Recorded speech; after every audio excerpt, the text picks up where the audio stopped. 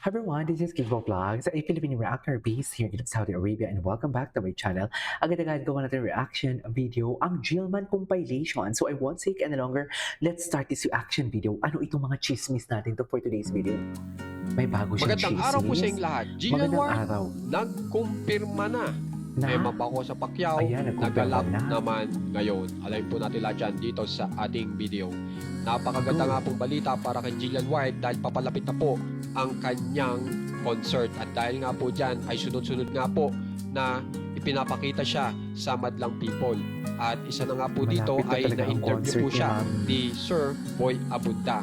At dito po nalaman ng Madlang People na meron po siyang kinumpirma.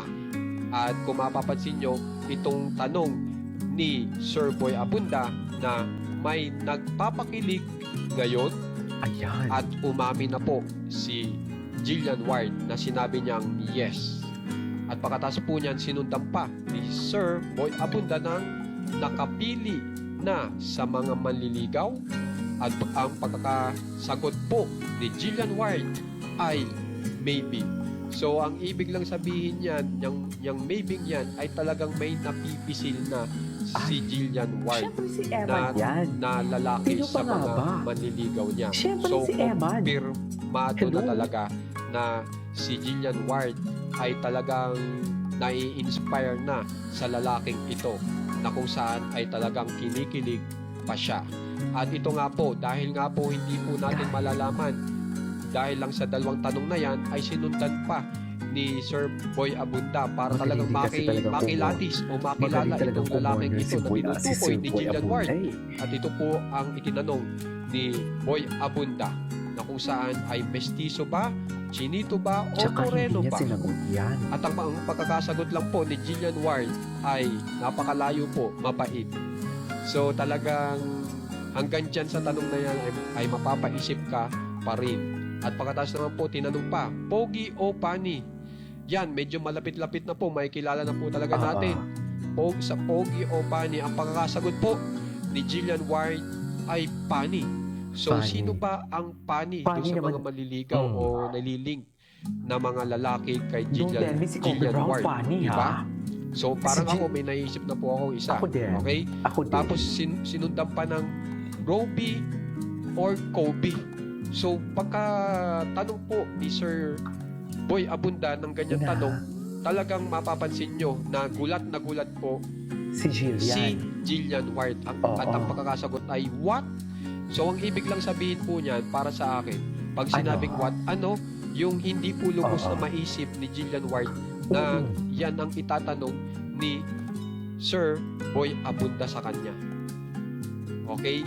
So, kaya nagulat po siya at napasabi siya ng what. So kayo, sa palagay nyo, ano ang ideya nyo sa pagkakasagot ni Jillian Ward na what?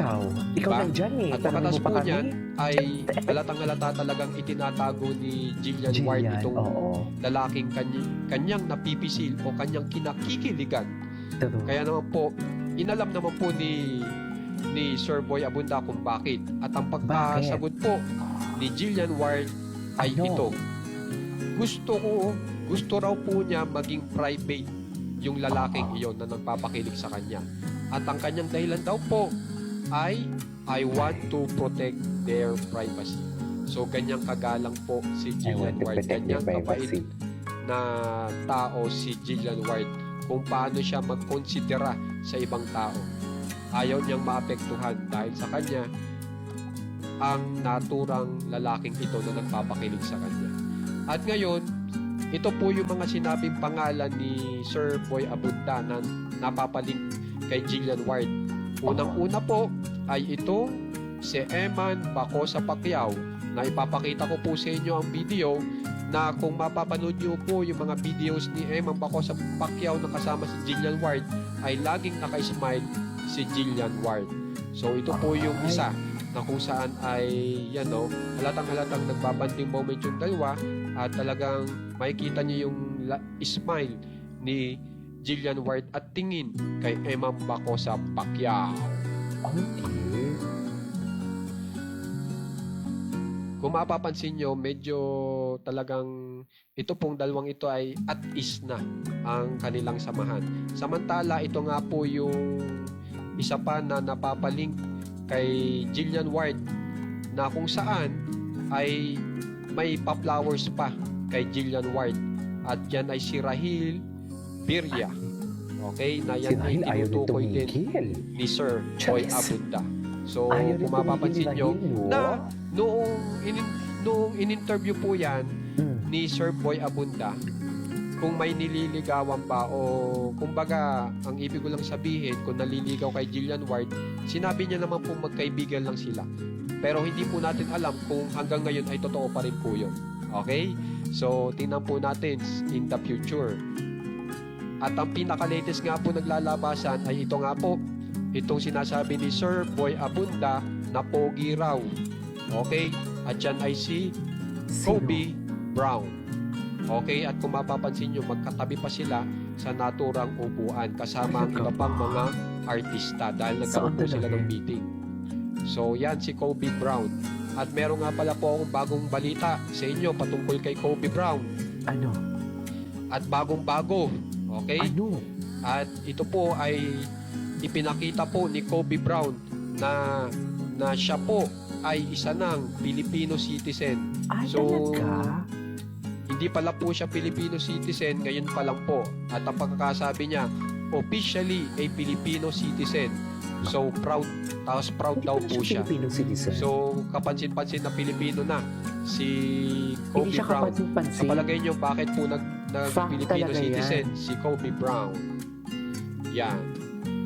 So, sa palagay niyo, sino ba talaga dito sa tatlo Si Emma, ang sa sino pa palagay nga niyo ba? ay yung Diba? napisil na I mean, kailangan pa mo ni tanungin yan, Jillian sir. Ward na sinasabi niyang Emma na yan. pani at mabait.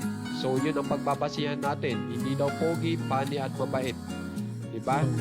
Tapos, pagdating naman po kay Emma Paco sa Pacquiao, ito po yung pinakabago ni Emma Paco sa Pacquiao na nakasama niya po. Nagalak po talaga si Emma Paco sa Pacquiao at nagsayaw pa kasama ang kanyang kapatid. Talaga So, ba? panoorin po muna natin. Sige nga, natin. So, yan po ang kapatid ni Emma Ni Paco sa ano? Pacquiao. Kala ko ba At papanoorin siya po natin? ay Bakit nasa ka training po yan dumadaldal? si Emma Paco sa Ayan, Pacquiao sir, dahil ha? meron din po yung paparating na event Hindi yan tama. na Charis. kung saan ay may laban pong championship belt.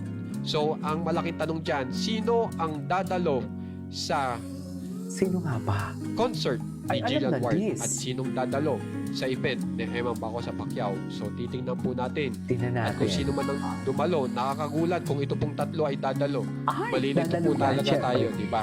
Dadalo So, yan, tingnan pero po feeling natin ko, sa susunod na mga panahon. dadalo So, yan, kung gusto nyo syempre. po ma-update sa nangyayari po kay Jillian Ward at kina Emma Paco sa Pacquiao, subscribe na po kayo Dadalo sa yan. ating channel na Oo. Juan Katawa. Maraming salamat po. Anyways, it is all for today's video from Jillman. This is Kiva Vlogs and see you on my next vlog. Bye.